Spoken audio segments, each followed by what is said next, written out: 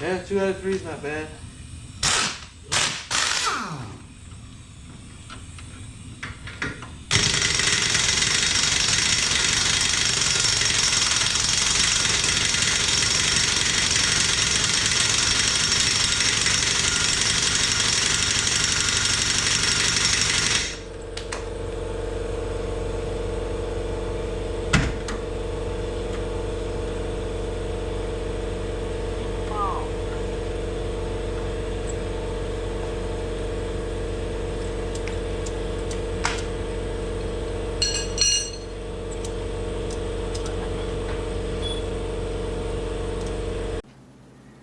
Welcome back. Thanks for checking out the video, and sorry for the hiatus. There was a few things I had to take care of. Life, those clear balls, and those clear balls, you got to keep on swinging at them. Just like this project car my friend finished and just sold, actually. Sold to a guy in Washington, D.C.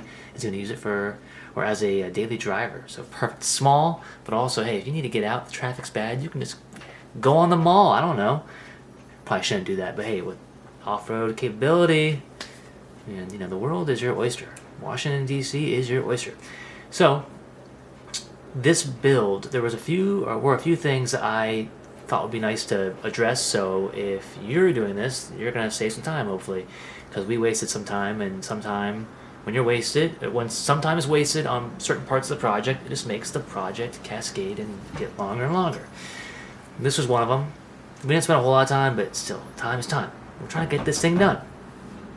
This bolt, I believe it is for the stud of the stabilizer bar. It's the vertical bar. It attaches to the strut and then to the knuckle. And it's two of them on each side of the wheels, driver and passenger. So when you see the nut on the end, you go, oh cool, I'm going to start just taking it off. Well, yeah, but the problem is that bolt's going to want to spin too. How are you going to stop the bolt from spinning? There's nothing to put another wrench on. So we were like wondering what the heck is going on here. I peeked my head in there into the fender wheel well, and then I look. I saw, oh, that there's an Allen head. You just put the Allen key in there. So right here is where I wanted to freeze frame it and show you this is what you're gonna look for. You see that? You put the Allen in there, put the wrench on that nut. It's off. Hopefully that's also the case for you. So sometimes bolts get seized, and then you gotta start cutting and welding another nut on and try to get it off. Hopefully that's not your case. Hopefully it's easy. Penetrating fluid. My friend bought this kit from Little Big Supply, and this kit's very, very good, economical, great. The only issue, the instructions kind of jumped, and I'll give them some credit. User error as well. I'm pretty good with instructions, but I might have stopped. I should have probably read this a little bit further, but I wish they put this key part in the instructions before they talked about the steering, because I don't think the steering was really necessary at this point. And so where we got hung up on was getting the struts out. Getting the struts out were a pain in the butt. And they're not a pain in the butt if you take one side of the subframe out. So the subframe sits underneath the steering rack. It's right there. If you get the car up, you're looking at it head on. It's just right there. And there's 2 bolts per side. And you want to take out 2, leave the other 2 in, loosen them up, and that will drop the subframe. So whichever side you're working on, passenger or driver, let's say you're working on the driver, you want to take those bolts out of that part of the subframe, and then passenger side, loosen them so that side will come down. Then you can undo the bolt to the strut on the top, and then it will drop, and then you can get it out. And let's see, you have to, was there to split it? I believe it was okay getting it out of the knuckle, the strut.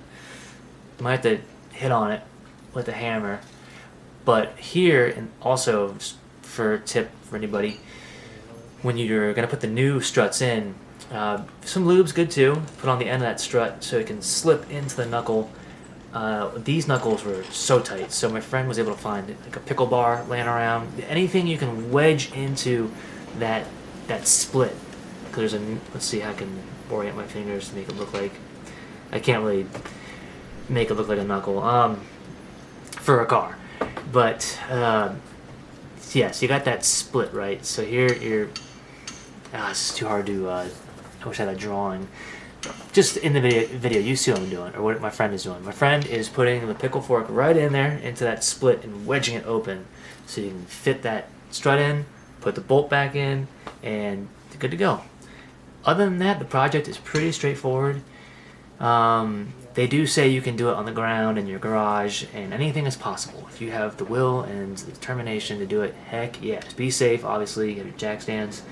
This is way easier with the lift. If you got a lift, heck yeah, you're in good shape.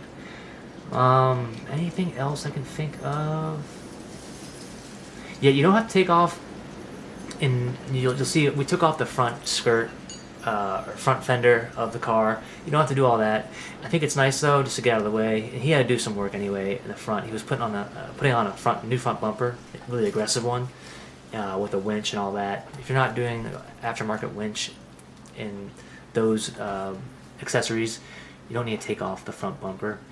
You will have to do some cutting though into the wheel well on the front wheels, going towards the cabin of the car. It is pretty straightforward cutting it. And my friend sent me videos from his phone. I'm gonna try to get them on. They compressed, so they're not the greatest videos, but I'll try to upload. If not, I'll just describe. I'll watch it and just kind of, maybe I'll put a picture on the video or on the screen and try to draw it or something. Kind of see where there's these red bushings, spacers. That's where before you get everything tightened down, you get your struts in. They're in place.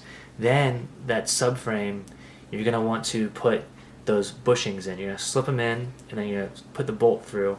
So you have one side is out, right? So one side is down on the subframe, the other side's still up. You put the red bushings in, and then you cinch it up, and then so when you get your strut in on whichever side you decide to start on first, you get your strut in. The other side is loose, right? It's not out. The side that you have out, those two bolts, before you put everything back on that side, you want to put these two bushings. We have the red ones, so you're going to see it in the video. There's two red bushings, spacers. That's going to give you your body lift. You put those in, put your bolts back in, secure it up, you're done. Then go to the other side, drop that side, keep that side sort of loose, not all the way tight, the side that you've just finished with the strut installation. Now you go to the other side with the strut you're going to put in, the new strut. That's where you want to do the same thing. Put the bushings in, cinch it up, you're done. Now you can move on to your new steering linkage, which we had to do some filing. The steering link that was provided was just a little too thick, which is not a problem. I'd rather have something too tight than too loose, because you can always remove material. And that's what we did. If you have, what is it, let's see, what is it called? An air file? Not an air file? Oh, a belt sander. A pneumatic belt sander. The belt is like that wide, and you can, it's like a finger, and it's just going around like that. Love that. That would be perfect for right here. But we had a file, and so we were taking turns filing that down. Eventually it worked.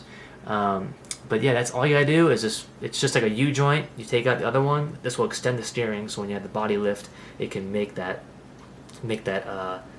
length for the new dimensions. But yeah, you just put that like U-joint thing in there. It should fit. If it doesn't fit, file it down, put it in, put that bolt, the original hardware in there, and you're done. And you gotta put some strut shock stiffener in, which is kind of weird. You'll figure it out. You'll see the picture. It kind of like, because one side is like open, so you kind of, in the shock, right? It's moving. What's the word I'm looking for?